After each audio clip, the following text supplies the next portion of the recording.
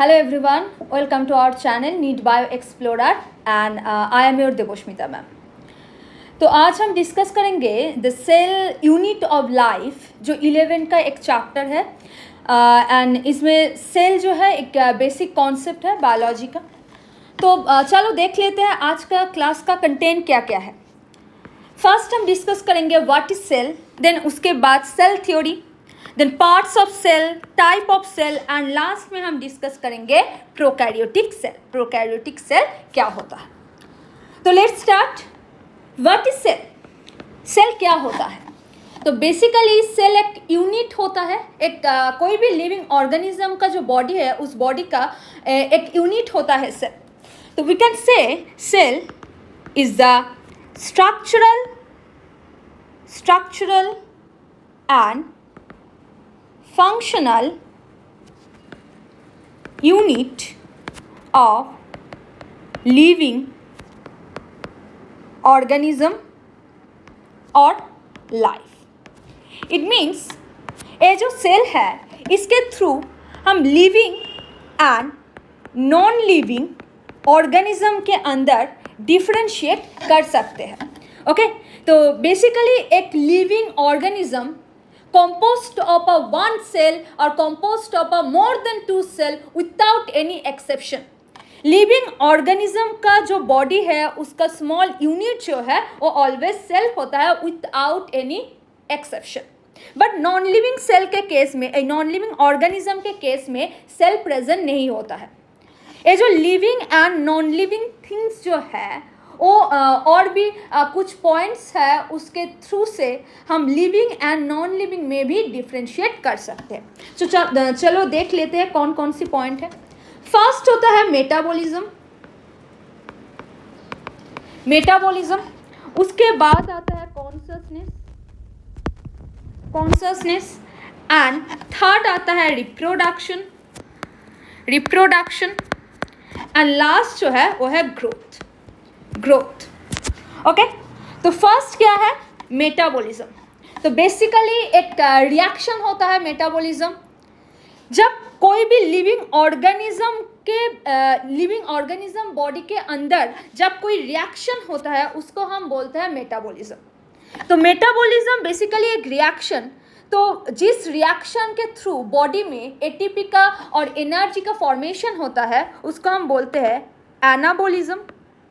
Anabolism and जिस reaction के through body का जो एनर्जी है उसका ब्रेक डाउन होता है उसका हम बोलते हैं कैटाबॉलिज्म। तो बेसिकली मेटाबॉलिज्म टू टाइप का होता है, एक है एनाबॉलिज्म एंड एक है कैटाबॉलिज्म।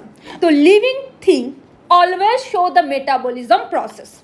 देन उसके बाद आता है कॉन्शसनेस।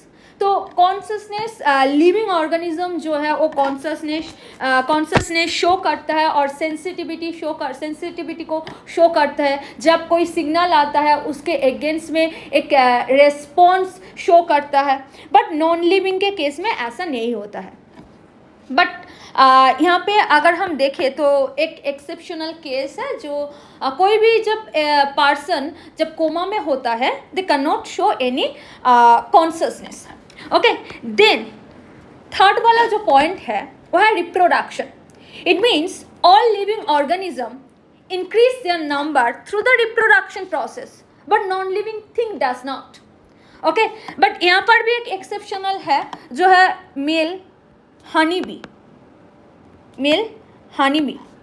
ओके, जो बेसिकली स्टेराइल होता है। एंड नेक्स्ट आता है growth.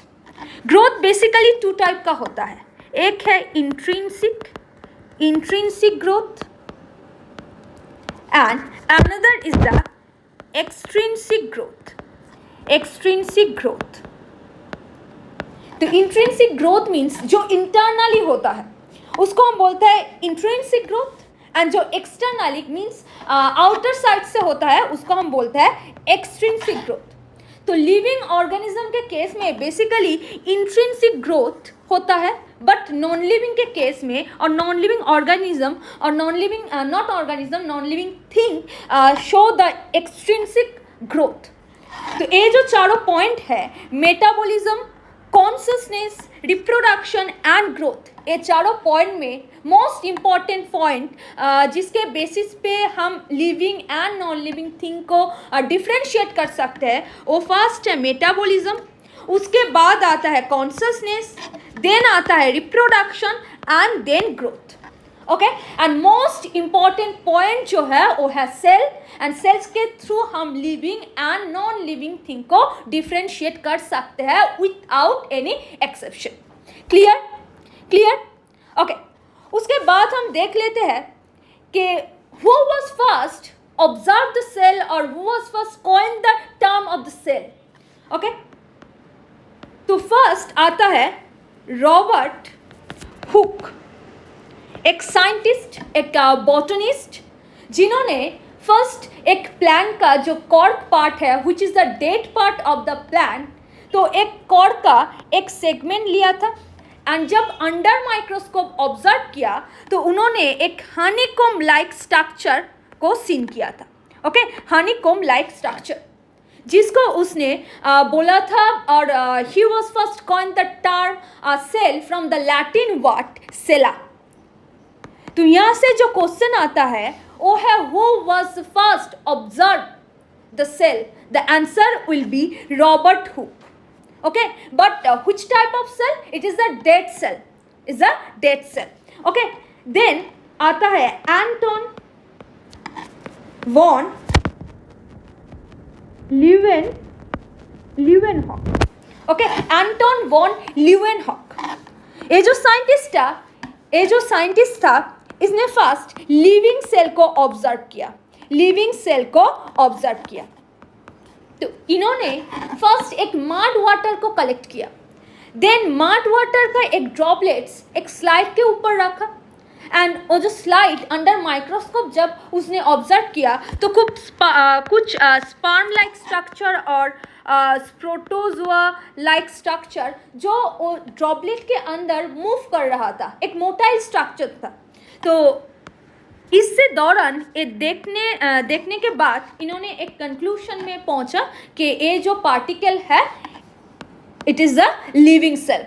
Okay, it is a living cell. It means, तो यहाँ पर आता है who was first observe the living cell, then answer होगा Anton van Leeuwenhoek. Okay, then answer क्या होगा? Anton van Leeuwenhoek. Okay, next हम मूव करते हैं सेल थ्योरी पे. चलो, तो सेल थ्योरी क्या है? तो in 1838 Matthias Leiden, who was a German botanist, तो since he is a botanist, तो इन्होंने एक लार्ज नंबर ऑफ प्लांट के ऊपर कुछ एक्सपेरिमेंट किया था एंड उसने ऑब्जर्व किया था the all plant are composed of a different kind of cell, जिससे एक टिश्यू का स्ट्रक्चर का फॉर्मेशन हो रहा है, जिससे एक टिश्यू का जो स्ट्रक्चर है उसका फॉर्मेशन हो रहा है. ओके, नेक्स्ट सेम टाइम में थियोडोर शॉन, इट मीन्स 1839 में एक ब्रिटिश जूलॉजिस्ट था, उसने different type of animal cell के ऊपर एक्सपेरिमेंट किया एंड देखा था जो एनिमल सेल है उसका जो आउटर लेयर बहुत ही थीन होता है, जिस लेयर को आज के डेट में हम प्लाज्मा मेम्ब्रेन के नाम से जानते हैं. प्लाज्मा मेम्ब्रेन के नाम से जानते हैं. ओके, एंड उसके बाद उसने कुछ प्लांट सेल के ऊपर भी एक्सपेरिमेंट किया था एंड उसने देखा था कि प्लांट सेल के केस में जो सेल वॉल स्ट्रक्चर था वो एनिमल सेल में प्रेजेंट नहीं है. इसलिए he conclude that the cell wall is a unique features of the plant and last में he proposed that the plant हो या animal cell हो, all organism composed of a cell and product of a cell. All organism composed of a cell and product of cell. Okay, and उसी time में Seiden and Schwann together formulated the cell theory. It means who proposed the cell theory? Answer क्या होगा? Seiden and Schwann. Answer क्या होगा? सेड and Schwann. Most important question for NEET and boards. It means 11. Okay, clear. Okay, next. Cell theory का तो proposal दिया था, but there does not explain about from where the cell arise. Cell कहाँ से arise हो रहा है, इसका जो एक्सप्लेनेशन उसने नहीं दिया था. ओके, स्लेडन एंड शॉन जो था उसने नहीं दिया था. तो उसके कुछ सालों बाद the Rudolf Virchow proposed the modern cell theory. He proposed a proposal, okay, जिसको हम बोलते हैं omnicellula cellula. And according to Rudolf Virchow, all cell arise their pre-existing cell. All cell arise their pre-existing cell. Okay, तो यहाँ से अगर जब question आएगा जो who was propose the cell theory, so answer होगा Schleiden and Schwann. And who was propose the modern cell theory, then answer होगा Rudolf Virchow. Then answer क्या होगा? Rudolf Virchow. Okay, clear. तो सेल थ्योरी का जो proposal था उसमें दो ही पॉइंट था. क्या क्या था देखो. फर्स्ट था all organism composed of cell and product of cell. And next point क्या था? All cell arises their pre-existing cell. Okay? But ये जो पॉइंट है सेल थ्योरी का, ये जो पॉइंट है इसमें भी कुछ एक्सेप्शन था. तो फर्स्ट क्या बोल रहा है? All organism composed of a cell and product of a cell. But यहाँ पर अगर हम देखें वायरस को, तो वायरस बेसिकली वायरस में प्रोटोप्लाज्म स्ट्रक्चर नहीं होता है. वहाँ पर डीएनए व आरएनए का कुछ न्यूक्लिक एसिड का जो स्ट्रक्चर है वही से कंपोस्ट होता है. एंड वायरस जब बॉडी के अंदर प्रेजेंट होता है act like a living organism. And जब एनवायरमेंट में प्रेजेंट होता है और outer of the body present होता है, तब virus act as the non living thing. Okay, तो फर्स्ट पॉइंट है एक एक्सेप्शनल केस होता है वायरस. एंड सेकेंड जो है all cell arise there pre existing cell. But अगर हम मैच्योर आरबीसी को देखें, यहाँ पर आरबीसी जो है बोन मैरो से डिराइव हो रहा है एंड डिस्ट्रॉय हो रहा है. कहाँ से? स्प्लीन में जाकर. तो यहाँ से हम कह नहीं सकते कि एक आरबीसी से ही दो आरबीसी का फॉर्मेशन हो रहा है. ओके, आरबीसी ऑलवेज फॉर्म होता है और अराइज होता है from the bone marrow and destroy होता है स्प्लीन में. ओके, तो यहाँ पर एक जो एक्सेप्शनल पॉइंट हो जाता है वो है mature RBC. Okay, mature RBC. Clear? सबको क्लियर हुआ? ओके, नेक्स्ट हम मूव करते हैं पार्ट्स ऑफ द सेल. एक सेल में कितने तरह के पार्ट्स प्रेजेंट होता है, कौन कौन से ऑर्गेनेल्स प्रेजेंट होता है, चलो हम देख लेते हैं. तो अगर हम सेल को डिवाइड करें तो फर्स्ट हमको क्या मिलेगा? देखो यहाँ पर लेफ्ट साइड में जो है एक सेल का स्ट्रक्चर दिया हुआ है. तो आउटर मोस्ट जो लेयर होता है इन केस एनिमल सेल, तो आउटर लेयर को हम बोलते हैं प्लाज्मा मेम्ब्रेन. क्या बोलते हैं? Plasma membrane. And except plasma membrane, cell का जो पूरा स्ट्रक्चर है उसको हम बोलते हैं साइटोप्लाज्म.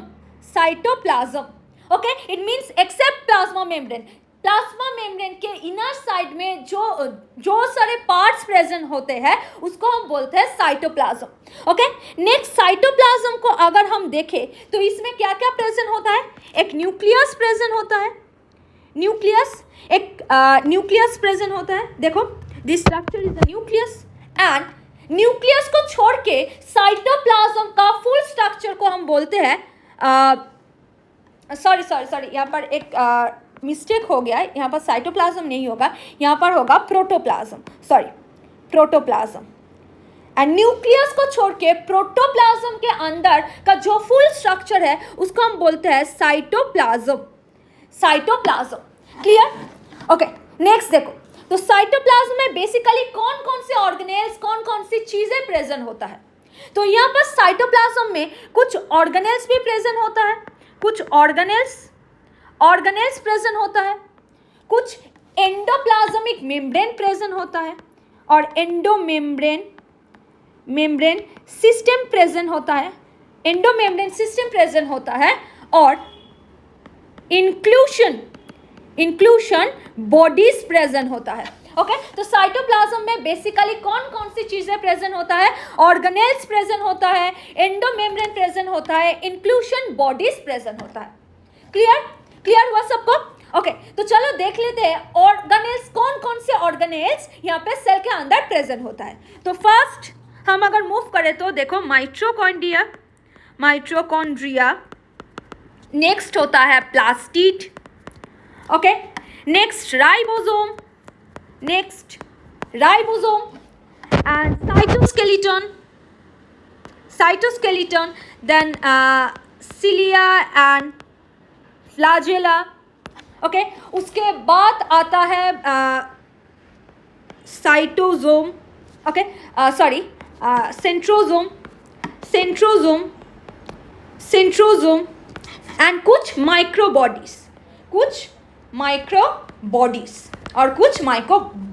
बॉडीज भी यहाँ पर प्रेजेंट होता है. और एंडोमेम्ब्रेन सिस्टम के अंदर कौन कौन सी पार्ट प्रेजेंट होता है, एक शॉर्ट ट्रिक्स बोलूं याद रखने के लिए, EGLV. एंडोमेम्ब्रेन सिस्टम के अंदर कौन कौन सी पार्ट प्रेजेंट होता है, EGLV. तो EGLV का फुल फॉर्म क्या है, देखो EGLV endoplasmic reticulum, then Golgi, G means Golgi bodies, M means lysosome and V means vacuoles. Okay, V means vacuoles. तो यहाँ पर एक क्वेश्चन अराइज होता है, what are the basic difference between organelles and endomembrane. तो endomembrane and organelle के बीच में डिफरेंस क्या क्या होता है. तो एंडोमेम्ब्रेन बेसिकली जो है, एंडोमेम्ब्रेन सिस्टम में जो कोई भी पार्ट प्रेजेंट होता है उसका फंक्शन कोऑर्डिनेशन में होता है. इट मीन्स ये जो एंडोप्लाज्मिक रेटिक्यूलम ये प्लाज्मा मेम्ब्रेन से डिराइव होता है, उसके बाद एंडोमेम्ब्रेन से गोल्जी से लाइसोसोम का फॉर्मेशन होता है. ओके तो एक दूसरे का जो फंक्शन है वो कोऑर्डिनेशन में होता है. बट ऑर्गेनेल्स बेसिकली ऑटोनोमस भी हो सकता है और सेमी ऑटोनोमस भी हो सकता है. ओके ऑर्गेनेल बेसिकली ऑर्गेनेल्स का जो फंक्शन है वो ऑटोनोमस भी हो सकता है और सेमी ऑटोनोमस भी हो सकता है. ओके एंड इंक्लूशन बॉडीज के अंदर कुछ gases, then reserve food material. Okay, reserve food material present होता है. क्लियर. सेल का जो पार्ट है उसको हमने डिस्क्राइब कर दिया. ओके तो देखो यहाँ पर जो डॉट लाइक स्ट्रक्चर उसको बोलते हैं राइबोसोम. एंड न्यूक्लियस के सराउंडिंग में कौन सी स्ट्रक्चर प्रेजेंट है, न्यूक्लियस के सराउंडिंग में बेसिकली जो स्ट्रक्चर है, ये जो स्ट्रक्चर है इसको हम बोलते हैं year. Okay, then Golgi, then lysosome भी present है. This structure is known as mitochondria. Okay, vacuoles भी present है. यहाँ पर ACR भी present है, RER भी present है और nucleopore structure and centriole means centriole is a part which is present in the centrosome. Centriole is not organelles but centrosome is the organelles and centriole is a part of the centrosome. Okay, इसको याद रखना बहुत ही ज़रूरी है कि centriole not organelles, centrosome is the organelles which carry the centriole part. Okay, clear हुआ सबको. Okay and next हम देखेंगे. Okay तो first इसको हम remove करेंगे. Okay इसको हम remove कर देते हैं. देखो अब हम देखेंगे types of cell. अगर हम ओरिजिन के ऊपर डिपेंड करें और न्यूक्लियस के ऊपर डिपेंड करें तो हमको टू टाइप का सेल देखने को मिलता है। क्या क्या होता है? एक होता है यूकैरियोट्स और यूकैरियोटिक सेल, एंड देन होता है प्रोकैरियोटिक सेल। ओके, यहाँ पर यूकैरियोटिक सेल लिख लेते हैं, eukaryotic cell and prokaryotic cell. Okay, तो यू मीन्स न्यू। यू का मतलब क्या है? न्यू।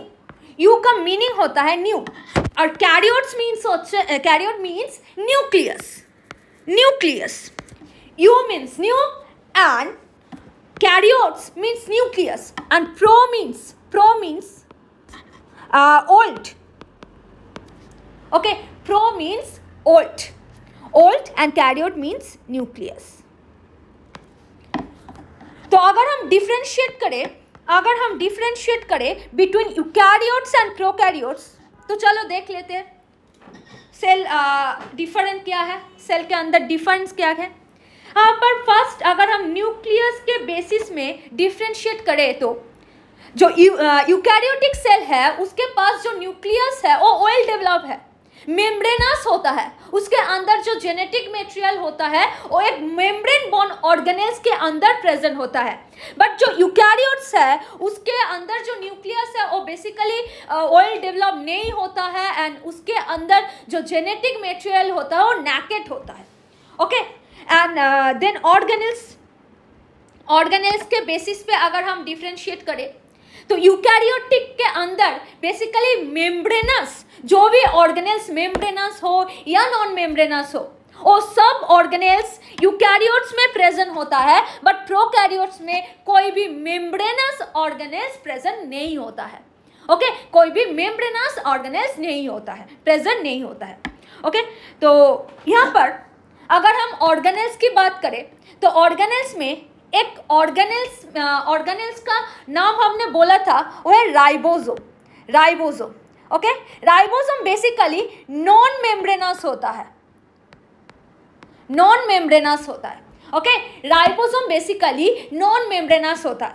तो अगर नॉन मेम्ब्रेनस होता है तो ये बोथ सेल में प्रेजेंट होगा, and ribosome basically two type का होता है, एक 70s एंड एक है 80s। ओके, तो 70s टाइप का जो राइबोसोम है वो प्रोकैरियोट्स में प्रेजेंट होता है, एंड यूकैरियोट्स में 80s राइबोसोम प्रेजेंट होता है, and inner side of organelles 70s type ribosome present हो सकता है और प्रेजेंट रहता है। ओके, तो यूकैरियोट्स में 80s राइबोसोम भी प्रेजेंट होता है और 70s भी होता है। इसको हम बोलते हैं 70s बेसिकली ऑर्गेनेल्स के अंदर प्रेजेंट होता है, एंड प्रोकैरियोट के जो साइटोप्लाज्म में है, साइटोप्लाज्म स्ट्रक्चर है, उसमें basically 70s type ribosome present होता है। Okay, 70s type ribosome present होता है। और यूकैरियोट्स के अंदर जो किंगडम है बेसिकली प्रोटिस्टा से लेकर एनिमेलिया तक जो भी चारों किंगडम है उसका जो ऑर्गेनिज्म है वो composed of eukaryotic cell, but prokaryotic cell basically belong to the Monera, इसीलिए प्रोकैरियोटिक सेल को मोनेरॉन्स भी बोलते हैं। ओके, नेक्स्ट जब ऑर्गेनिज्म को हम डिवाइड करते हैं depend upon the cell number, organism को भी हम डिफरेंशिएट करते हैं depend upon the number of cell. तो बेसिकली एक ऑर्गेनिज्म यूनिसेलुलर भी हो सकता है, और मल्टीसेलुलर भी हो सकता है, यूनिसेलुलर हो सकता है, मल्टीसेलुलर भी हो सकता है। तो यूनिसेलुलर मीन्स जब कोई organism composed of one cell तो उसी ऑर्गेनिज्म को हम बोलते हैं यूनिसेलुलर ऑर्गेनिज्म, एंड जब ऑर्गेनिज्म कंपोज्ड होता है मोर देन वन सेल और मोर देन टू सेल उसको हम बोलते हैं मल्टीसेलुलर। तो यूनिसेलुलर का एग्जाम्पल क्या है? एमीबा हो सकता है, yeast, paramecium, okay, paramecium. And multicellular का एग्जाम्पल क्या है? Plants, animal etcetera. Clear?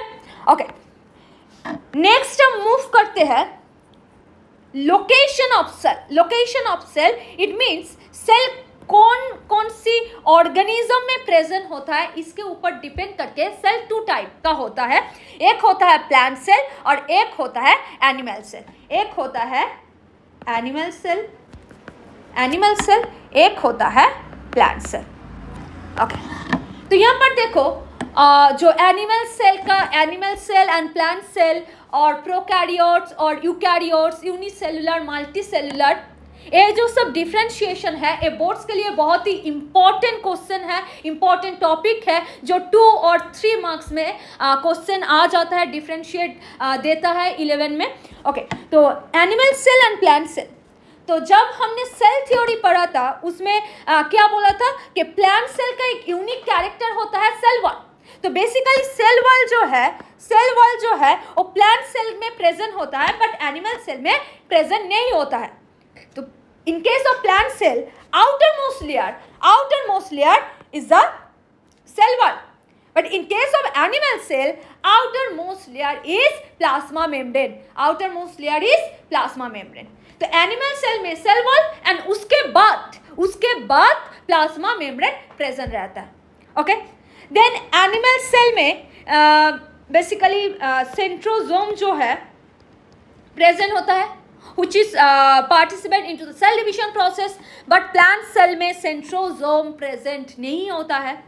Animal cell में vacuoles may be or may not be present रहता है, और if present they are negligible in size, but their number are more than the plant cell में जो vacuoles होता है वो large size में एंड 1 और 2 इन नंबर में प्रेजेंट होता है।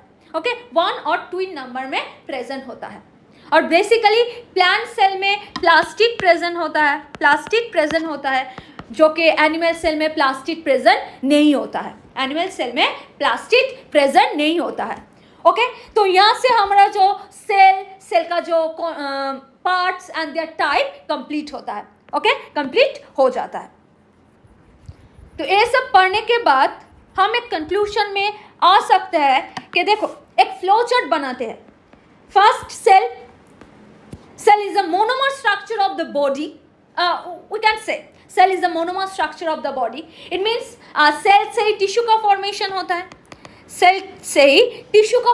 होता है, एंड टिश्यू से ही ऑर्गन का फॉर्मेशन होता है, ऑर्गन से ऑर्गन सिस्टम का फॉर्मेशन होता है, ऑर्गन सिस्टम से ही ऑर्गेनिज्म का फॉर्मेशन होता है, एंड एक ऑर्गन सिस्टम से ही ऑर्गेनिज्म का फॉर्मेशन होता है। क्लियर? तो सेल से जब एक ऑर्गेनिज्म का फॉर्मेशन होता है, वो बहुत ही ज़्यादा, उसका जो स्ट्रक्चर है बहुत ही ज़्यादा कॉम्प्लेक्सिटी शो करता है। जब यहाँ से अगर हम एक एरो के थ्रू दिखाएंगे, जो cell then tissue then organ, तो यहाँ पे कॉम्प्लेक्सिटी हाई हो जाता है। ओके, स्ट्रक्चर का जो कॉम्प्लेक्सिटी वो हाई हो जाता है। ओके, नेक्स्ट देखो, यहाँ पर कुछ सेल टाइप दिया हुआ है एंड देयर शेप, जो डिफरेंट सेल, जो बॉडी में तो बहुत सारे सेल प्रेजेंट होता है, but depend upon their location, depend upon their function, their उसका जो शेप होता है डिफरेंट हो सकता है। तो ह्यूमन आरबीसी जो सेल है, उसका स्ट्रक्चर डीन्यूक्लिएटेड हो सकता है। डीन्यूक्लिएटेड मीन्स विदाउट न्यूक्लियस, और उसको हम अन्यूक्लिएटेड सेल भी बोल सकते हैं। ओके, सर्कुलर हो सकता है, बाइकॉन्केव। ह्यूमन के केस में बेसिकली बाइकॉन्केव होता है, एंड अगर हम कैमल के केस में अगर हम देखें तो वो ओवल शेप में होता है। WBC of blood amoeboid shape होता है। नर्वस सेल का long thread like structure, then guard cell stomata bean like structure, alveolar epithelial cell flat and squamous, and smooth muscle जो है वो स्पिंडल शेप में हो सकता है। ओके, ओके, देन हम देखते हैं जो next point, cell size. Different cell का साइज भी होता है। ओके, तो बेसिकली सेल साइज जो है वो न्यूक्लियस एंड साइटोप्लाज्म का रेशियो जो है उसके ऊपर डिपेंड करता है। तो स्मॉल, सबसे छोटा वाला जो सेल है उसको हम बोलते हैं पीपीएलओ। सबसे छोटा वाला जो सेल है उसको हम बोलते हैं पीपीएलओ। तो पीपीएलओ का फुल फॉर्म क्या है? What is the full form of PPLO? Pleuro pneumonia like organism. Okay, pleuro pneumonia like organism, and इसका एक एग्जाम्पल है mycoplasma. Mycoplasma which is the small cell approx 0.3 micrometer. okay, 0.3 micrometer.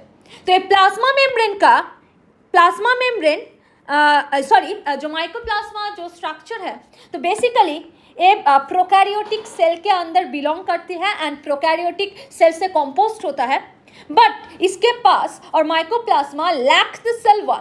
Mycoplasma के पास cell wall का जो structure है वो absent होता है। Okay, the largest animal cell, egg of ostrich egg, and the longest cell in human, nerve cell. Longest cell in human, nerve cell. Okay, और neurons. Clear?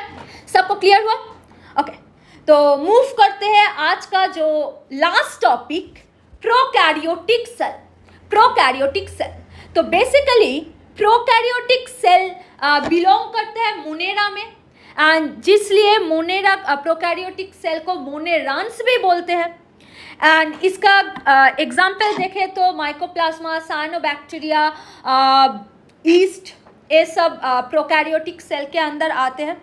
Okay, and sorry not east, and next जो है prokaryotic का एक cell का structure हम देख लेते हैं, इसको हम मार्क करेंगे एंड इसका जो पार्ट्स है उसको हम डिस्कस करेंगे। तो पहले हम देख लेते हैं प्रोकैरियोटिक सेल का जो शेप, कैसा शेप होता है। देखो, कॉकस बेसिकली स्पाइरल शेप का होता है, स्पाइरली कॉइल्ड होता है caucus. Bacillus basically rod shape का होता है। ओके, देन विब्रियो जो कोमा शेप का होता है, एंड जो स्पाइरलियम स्पाइरल शेप का होता है। ओके, स्पाइरल शेप का होता है। ओके, एंड जो स्पाइरोचिट है, ये बैक्टीरिया जो है, it is the largest bacteria. Okay, spirochete is the largest bacteria, approx 500 micrometer, approx 500 micrometer. Okay, next हम देख लेते हैं the structure of prokaryotic bacterial cell. Prokaryotic bacterial cell, basically this is a structure of E. coli, Escherichia coli, which is an example of bacterial cell. sorry. तो अगर हम outer layer के बात करें तो, और आउटर मेम्ब्रेन के बात करें तो, बैक्टीरियल सेल का जो आउटर लेयर है वो डिवाइड होता है तीनों स्ट्रक्चर में। इट मीन्स अगर हम आउटर टू इनर डायरेक्शन में जाए तो आउटर लेयर को हम बोलते हैं glycocalyx. Okay, glycocalyx. Then middle layer is known as cell wall.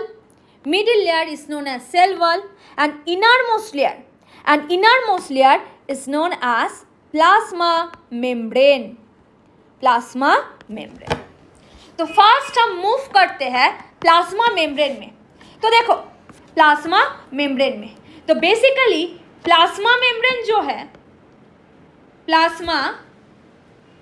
जो है, यहाँ पर अगर तुम लोग डायग्राम को बहुत ही अच्छे से देखो तो यहाँ पर देखो, मेम्ब्रेन जो प्लाज्मा मेम्ब्रेन है, इनर मोस्ट लेयर, वो इनफोल्ड होकर कुछ वेसिकल, ट्यूब्यूलर और लैमेलर, वेसिकल, ट्यूब्यूलर और लैमेलर लाइक स्ट्रक्चर इनफोल्डिंग होके vesicle like structure, tubular like structure और लैमेलर लाइक स्ट्रक्चर का फॉर्मेशन किया हुआ है, जो एक हॉलो स्पेस है। ओके, उसको हम बोलते हैं mesosome. Okay, basically mesosome plasma membrane का एक मॉडिफाइड स्ट्रक्चर होता है। मीजोजोम प्लाज्मा मेम्ब्रेन का एक मॉडिफाइड स्ट्रक्चर होता है। एंड मीजोजोम बैक्टीरियल स्ट्रक्चर जो है उसका एक यूनिक कैरेक्टर है। एंड मीजोजोम बेसिकली क्या होता है, what are the function of mesosome, क्यों प्रेजेंट है बैक्टीरियल सेल में, मीजोजोम क्यों प्रेजेंट होता है। तो मीजोजोम बेसिकली सरफेस एरिया को इंक्रीज कर रहा है। Okay, mesosome increases the surface area since mesosome act as the respiratory membrane. और जितना ज़्यादा उस मेम्ब्रेन का सरफेस एरिया इंक्रीज करेगा उतना रेस्पिरेटरी का जो फंक्शन है वो बहुत ही अच्छी तरीके से डन होगा। ओके, तो रेस्पिरेटरी मेम्ब्रेन और we can say mesosome act as the mitochondria for the bacteria, because bacteria में तो माइटोकॉन्ड्रियल स्ट्रक्चर जो है प्रेजेंट नहीं होता है, बिकॉज बैक्टीरिया में प्रोकैरियोटिक टाइप सेल प्रेजेंट होता है एंड प्रोकैरियोटिक के पास कोई भी मेम्ब्रेनस ऑर्गेनेल्स प्रेजेंट नहीं होता है। And mitochondria is a membranes organelles, plastid also the membranes organelles. तो इसीलिए प्लास्टिड का स्ट्रक्चर और माइटोकॉन्ड्रिया का स्ट्रक्चर ये सब नहीं प्रेजेंट होता है प्रोकैरियोटिक सेल के साइटोप्लाज्म में। और जो प्लाज्मा मेम्ब्रेन बेसिकली बैक्टीरिया के केस में और मीजोजोम स्ट्रक्चर जो है act as a mitochondria. Okay, और मीजोजोम बेसिकली सेल डिवीजन में हेल्प करता है और जेनेटिक जो मटेरियल है वो ट्रांसफर करने में भी हेल्प करता है। और मीजोजोम एक हॉलो स्ट्रक्चर का फॉर्मेशन कर रहा है, तो इसीलिए mesosome contain some excreta, certain enzyme और पिगमेंट्स। जब मीजोजोम कोई भी पिगमेंट को कैरी करता है और एंजाइम को कैरी करता है तब मीजोजोम को बोला जाता है कि chromatophore. Okay, the mesosome structure known as the chromatophore. तो ये जो क्रोमाटोफोर स्ट्रक्चर कौन से बैक्टीरियल बॉडी में प्रेजेंट होता है, कौन से बैक्टीरियल बॉडी में प्रेजेंट होता है, ये प्रेजेंट होता है सायानोबैक्टीरिया में। तो बेसिकली देखो, सायानोबैक्टीरिया एक ऑटोट्रॉप्स है, राइट। सायानोबैक्टीरिया एक ऑटोट्रॉप्स है, बट सायानोबैक्टीरिया ऑटोट्रॉप्स है तो ये तो फोटोसिंथेसिस करेगा, बट फोटोसिंथेसिस करने में तो प्लास्टिड ऑर्गेनेल्स चाहिए, बट ये तो प्रोकैरियोट्स है, प्रोकैरियोटिक के पास तो प्लास्टिड प्रेजेंट ही नहीं होता है, तभी फोटोसिंथेसिस में कैसे पार्टिसिपेट करेगा। ओके, तो फोटोसिंथेसिस बेसिकली क्लोरोफिल जो पिगमेंट है उसके थ्रू से होता है। तो ये जो मीजोजोम है इसमें जो thylakoid, basically thylakoid is a part of plastid, और जो थाइलाकॉइड का जो स्ट्रक्चर है वो मीजोजोम में फ्रीली प्रेजेंट होता है, जिसके अंदर क्लोरोफिल प्रेजेंट होता है एंड जिसके प्रेजेंस में वो फोटोसिंथेसिस करता है। इसीलिए सायानोबैक्टीरिया को ऑटोट्रॉप भी बोला जाता है। ओके, ऑटोट्रॉप भी बोला जाता है। क्लियर। उसके बाद हम मूव करते हैं सेल वॉल पर। देखो, cell wall middle layer of bacterial membrane. तो बेसिकली जो सेल वॉल वो टू लेयर का होता है, आउटर एंड इनर लेयर। तो outer layer composed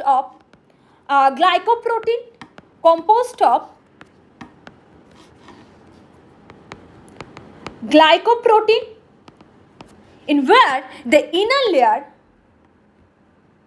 composed of peptidoglycan, which is a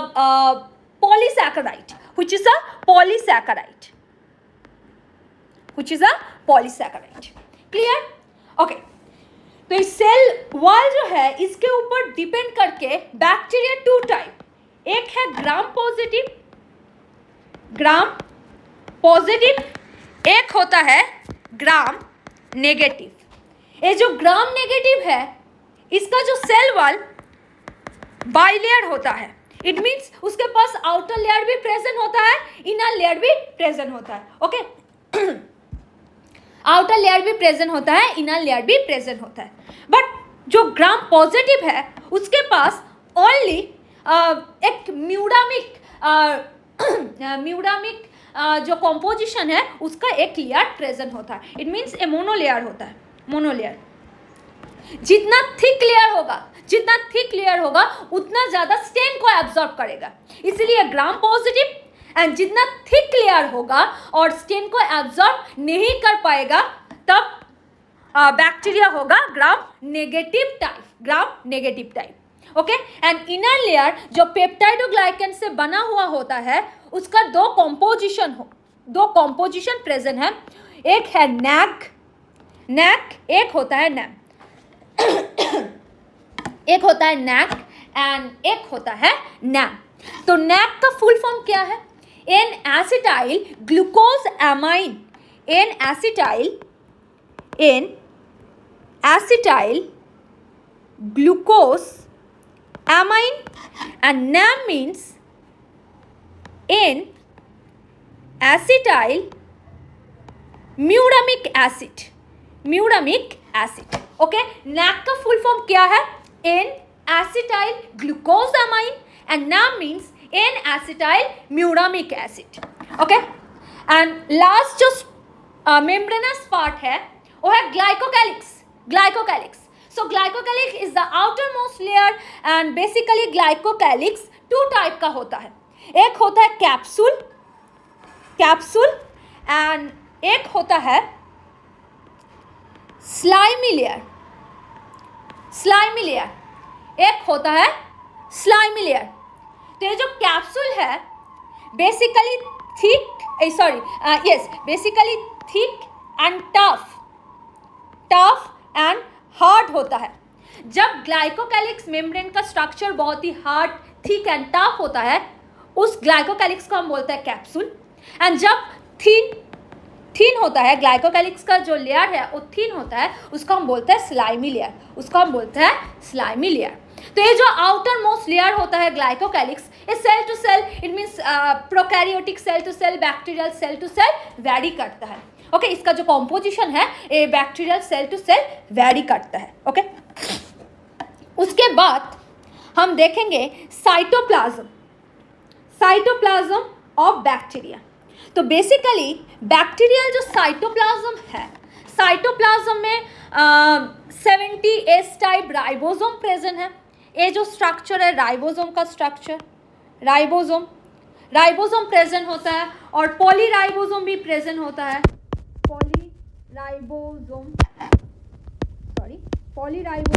polyribosome means जब बहुत सारे राइबोसोम एक mRNA के ऊपर प्रेजेंट होता है उसको हम बोलते हैं पॉलीराइबोसोम. एंड यहाँ पर जो राइबोसोम होता है बेसिकली 70S टाइप का होता है. एंड यहाँ पर बहुत सारे रिजर्व फूड मटेरियल वैक्यूल्स भी प्रेजेंट होता है साइटोप्लाज्म में. ओके, एंड नेक्स्ट हम मूव करते हैं न्यूक्लियोइड स्ट्रक्चर. तो देखो, जब हम यूकैरियोट्स एंड प्रोकैरियोट्स में डिफरेंशिएट कर रहे थे तब हमने बोला कि साइटोप्लाज्म ऑफ बैक्टीरियल सेल के पास ऑयल डेवलप न्यूक्लियस प्रेजेंट नहीं होता है. तो इसके अंदर जो भी सारे मटेरियल होगा, जेनेटिक मटेरियल होगा, वो सब नेकेड होगा. तो इसीलिए यहाँ पर जो जेनेटिक मटेरियल बेसिकली होता है, जो क्रोमोसोम का स्ट्रक्चर, वो बेसिकली सर्कुलर होता है. Okay, single circular chromosomal structure present होता है. सिंगल सर्कुलर क्रोमोसोम प्रेजेंट होता है जो कंपोस्ट करता है डबल स्ट्रैंडेड डीएनए का. And DNA is the basic genetic material in the prokaryotic cell. And ये जो DNA है एक नॉन हिस्टोन प्रोटीन को रैप करके प्रेजेंट होता है. ओके, साइटोप्लाज्म के अंदर रैप करके प्रेजेंट होता है. एक नॉन हिस्टोन प्रोटीन को रैप करके प्रेजेंट होता है. और उसी स्ट्रक्चर को हम बोलते हैं न्यूक्लियोइड, उसी स्ट्रक्चर को हम बोलते हैं न्यूक्लियोइड। तो न्यूक्लियोइड बेसिकली एक प्रोकैरियोटिक का स्ट्रक्चर है जो एक नॉन प्रोटीन को हिस्टो प्रोटीन को रैप करके प्रेजेंट हुआ रहता है। ओके, बट यूकैरियोटिक के केस में क्या होता है, जो डीएनए है वो हिस्टोन प्रोटीन को रैप करके पैकेज होता है, बट प्रोकैरियोटिक के केस में एक नॉन हिस्टोन प्रोटीन को रैप करके पैक होके साइटोप्लाज्म के अंदर प्रेजेंट होता है।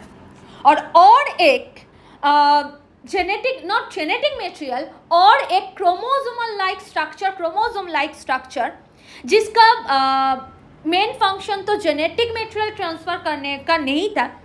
ये जो एक्सेप्ट न्यूक्लियोइड और एक्सेप्ट क्रोमोसोमल स्ट्रक्चर साइटोप्लाज्म में और एक extra chromosomal genetic material present होता है जिसको हम बोलते हैं प्लाज्मिड। ओके, जिसको हम बोलते हैं प्लाज्मिड। और plasmid basically antibiotic resistant provide करता है। Plasmid basically provide the antibiotic resistance. Okay, antibiotic resistance provide करता है टू द बैक्टीरियल सेल। इसका और दूसरा कोई भी फंक्शन नहीं है। Okay, clear? ओके, नेक्स्ट हम मूव करते हैं। ये जो प्रोकैरियोटिक सेल, इसके पास कुछ फ्लैजेलरी स्ट्रक्चर, सिलिया, फिम्ब्री और पिलाई लाइक स्ट्रक्चर भी प्रेजेंट होता है। तो नेक्स्ट जो पार्ट है, देखो ये जो फ्लैजेला का स्ट्रक्चर है, फ्लैजेला। तो फ्लैजेला हेडिंग करो। नेक्स्ट होता है फ्लैजेला। सॉरी।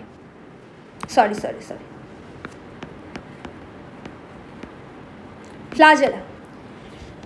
तो जो फ्लैजेला है वो बेसिकली एक प्रोकैरियोटिक सेल के पास 1 भी होता है, 2 भी प्रेजेंट हो सकता है, 3 हो सकता है, मोर देन 3 भी हो सकता है, और ग्रुप में भी प्रेजेंट हो सकता है। ओके, तो depend upon flagella bacteria are 6 type. Depend upon flagella bacteria are 6 type. Okay, तो एक शॉर्ट ट्रिक्स बोलो। AMACLP।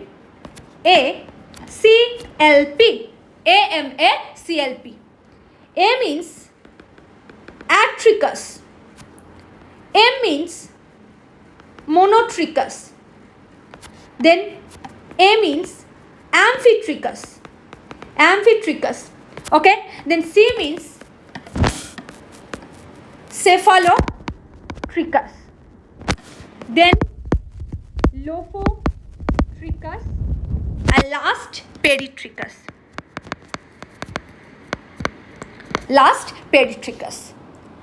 तो स्ट्रक्चर हम ड्रॉ कर लेंगे, तो स्ट्रक्चर के थ्रू और डायग्राम के थ्रू बेटर क्लियर होगा। एट्रिकस मीन्स जब कोई बैक्टीरिया के पास कोई भी फ्लैजेला नहीं प्रेजेंट होगा, उसको हम बोलते हैं एट्रिकस। ओके, एट्रिकस। तो बायोलॉजी के टर्म में A means not, जैसे अन्यूक्लियस और anucleated cell means without nucleus, तो वैसे ही atrichous means without flagella. Monotrichous means जब एक फ्लैजेला स्ट्रक्चर प्रेजेंट होगा। Then amphitrichous means 2 flagella both side में, इट मीन्स ईच एंड में 1 फ्लैजेला प्रेजेंट रहेगा। Then cephalotrichous, a group of flagella present at one end. Lophotricus means 2 group of flagella जो दोनों and में present रहेगा। And peritrichous means whole peripheral region में बहुत सारे फ्लैजेला प्रेजेंट होगा। ओके, पेरिफेरल रीजन में बहुत सारे फ्लैजेला प्रेजेंट होगा, उसको हम बोलेंगे पेरिट्रिकस। ओके, तो बेसिकली फ्लैजेला जो है वो filament, hook and basal body इसमें डिवाइड होता है। एंड फ्लैजेला का फंक्शन क्या है? फ्लैजेला का function help into the motility. Okay, motility में हेल्प करता है। और यहाँ पर एक बहुत ही इम्पोर्टेंट एक स्ट्रक्चर हम लोग फंक्शन बोल सकते हैं और नहीं भी बोल सकते हैं। फ्लैजेला का एक बात जो हमें याद रहना चाहिए, फ्लैजेला बाई डिरेक्शन में फंक्शन करते हैं, ऐसे ऐसे मूव करते हैं। जब ऐसे ऐसे मूव करेंगे तभी तो मोटिलिटी में हेल्प करेंगे। ओके, तो by directional okay, flagella by directional होता है, ऐसे ऐसे मूव करता है, ऐसे ऐसे मूव करता है। ओके, नेक्स्ट उसके बाद पिलाई एंड फिम्बरी। पिलाई एंड फिम्बरी, तो बेसिकली फिम्बरी एंड पिलाई जो स्ट्रक्चर है, तो देखो फिम्बरी जो है वो gram negative plus gram positive bacteria में प्रेजेंट होता है, बट पिलाई ओनली ग्राम नेगेटिव में प्रेजेंट होता है। ओके, एंड फिम्बरी जो है वो शॉर्ट एंड ब्रॉडर स्ट्रक्चर होता है, सॉरी शॉर्ट एंड नैरोअर होता है, एंड पिलाई जो है लॉन्ग एंड ब्रॉडर होता है।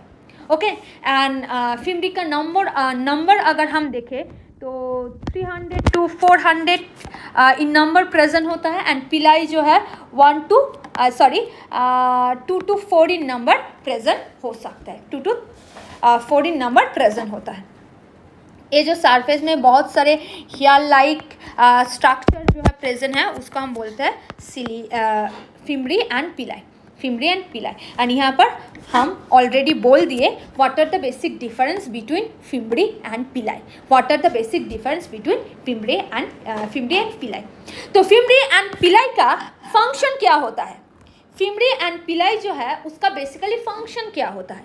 तो देखो फिम्बरी और पिलाई बेसिकली अटैचमेंट हेल्प करता है। जब बैक्टीरिया कोई भी रॉक के ऊपर अटैच्ड होगा उस अटैचमेंट में फिम्बरी और पिलाई हेल्प करता है, और जब कोई होस्ट बॉडी के अंदर जब अटैच्ड होना पड़ेगा तो तभी फिम्बरी एंड पिलाई हेल्प करेगा।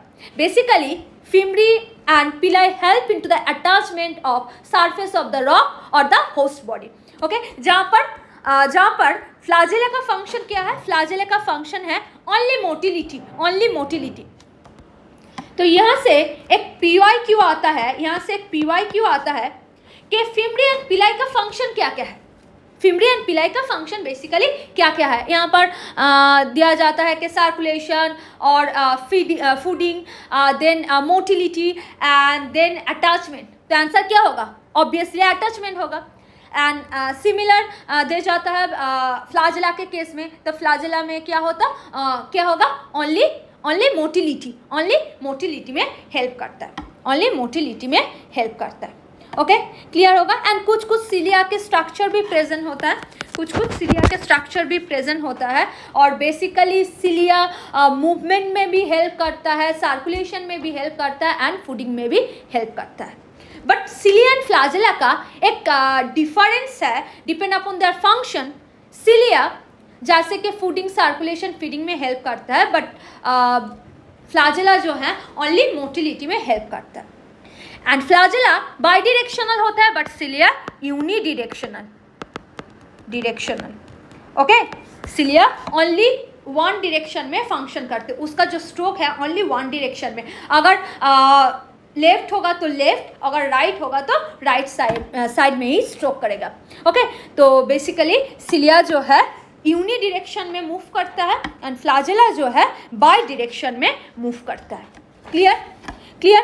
ओके, तो सब तो हमने बोल ही दिया, और नेक्स्ट जो क्लास है उसमें हम नेक्स्ट जो वीडियो आएगा उसमें हम यूकैरियोटिक सेल में जितने सारे ऑर्गेनेल्स और एंडोमेम्ब्रेन का जो सिस्टम है, EGLV, और बहुत सारे जो पार्ट्स है उसको हम एक्सप्लेन करेंगे, ऑर्गेनेल्स को एक्सप्लेन करेंगे, और जो EGLV है उसको एक्सप्लेन करेंगे।